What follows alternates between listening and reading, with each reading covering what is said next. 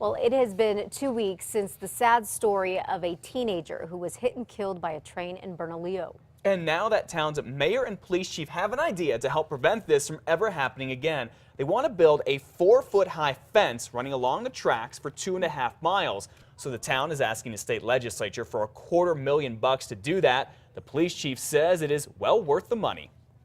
If a kid has to think twice, or anybody has to think twice about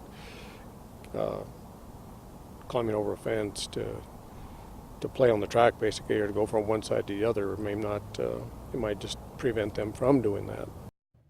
Certainly hope so. You remember Jose Angel was walking home from school and he was hit and killed by an Amtrak train. He was 15 years old.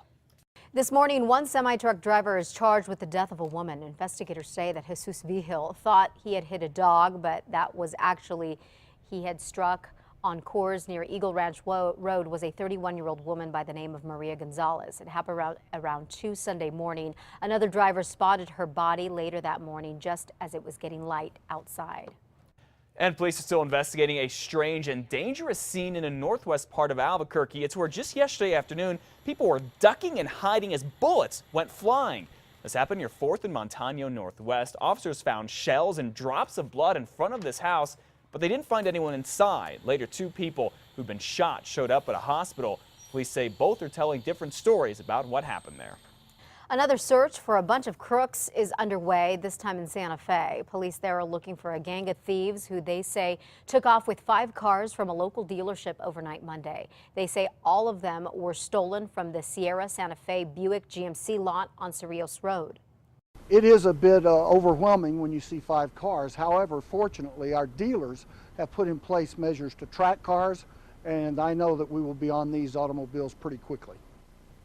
One of the suspects actually led officers on a chase down I-25. Police say he ditched that stolen car and got away on foot. Happening now, a problem-plagued house in Albuquerque is finally set up to be torn down in just a few hours. The owners of this house on Lexington near Candelaria and Juan-Tabo say that they're going to have the house destroyed at noon today. If not, the city will have it destroyed. You might remember it's caught fire a number of times recently, including back in January. It's when investigators found Juanita Adams dead inside. They've still not said exactly how she died. There is an alert out for an escaped Metro Detention Center inmate. Valerie Guzman was being treated at UNM Hospital yesterday afternoon when she somehow got away. Guzman was arrested Sunday for auto burglary, being a felon in possession of a gun, and failure to appear in court. Well, the Good Samaritan who gave a guy a lift last month got carjacked, then dragged behind his truck, sadly has died. And investigators are stepping up their search now to find who did this to him. But right now, they don't have any idea who this man is. Sheriff's deputies say Anthony Cabrera met his murderer at a convenience store in El Cerro Mission and gave him a ride. Then the man told Cabrera to go check the truck's tire. He then stole the truck, dragged Cabrera behind it for more than 100 feet. Cabrera died last weekend. A New Mexico man is charged with killing his girlfriend's toddler. Deputies say 29-year-old Nicholas Grijalva threw the 3-year-old into the toilet and shower door because she soiled herself. They say it happened Thursday in Membres, which is east of Silver City. The girl was rushed to the hospital where she was ruled brain dead.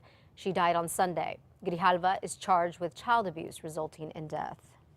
$1,000 worth of NFL jerseys are now missing from a store in Albuquerque, and police are after 2 guys who went on one serious shoplifting spree. Take a look. Here's incredible surveillance video of the guys trying on the jerseys here at the House of Football. It's on Eubank. One guy left saying he needed to go get money from an ATM. The other guy asked for even more jerseys. When the worker went to get them, the thief grabs the stuff he already had, then takes off. And get this, the worker ran outside there and almost caught up with him. Opened the driver's door and I was about to pull the guy out, but he had his seatbelt on, so I couldn't pull him out. He was so desperate to get away, you know, he almost hit a lady. Now take a look at this. Somebody nearby saw all of this, even took pictures of the guy driving the car and its license plate.